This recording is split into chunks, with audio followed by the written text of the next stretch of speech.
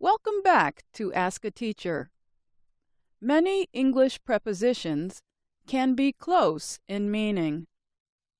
So sometimes knowing which to choose is hard.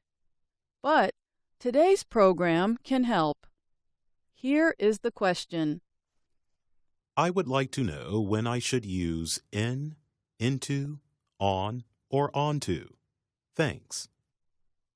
That is a wonderful question.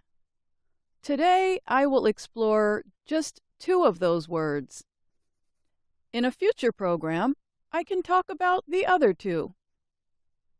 It is easy to confuse the word on with onto, since at times they can replace each other. The main difference is that onto is about movement from one place to another. The word on is not. If you ever have trouble choosing, look at the verb. Does it suggest movement? If it does, onto is usually the best choice. Verbs like drive, climb, step, walk, run, and many others suggest movement. Listen to an example. The dog climbed onto the sofa. This means that the dog was not on the sofa at first. He climbed there. Now listen to the difference. The dog climbed on the sofa. This suggests that the dog was already on the sofa.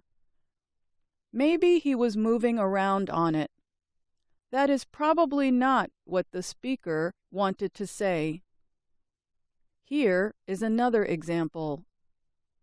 I walked onto the bridge and took a photo. This means the person was not on the bridge at first. They walked there from some other place. Now listen to the difference. I walked on the bridge and took a photo. This suggests the person was already on the bridge. They walked around while on it. Next, listen to an example where on is the correct choice. The book is on the table. The verb be does not suggest movement.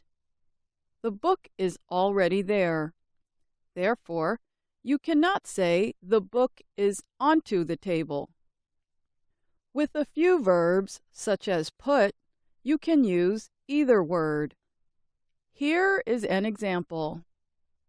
He put the book onto the table. It has the same meaning as this. He put the book on the table.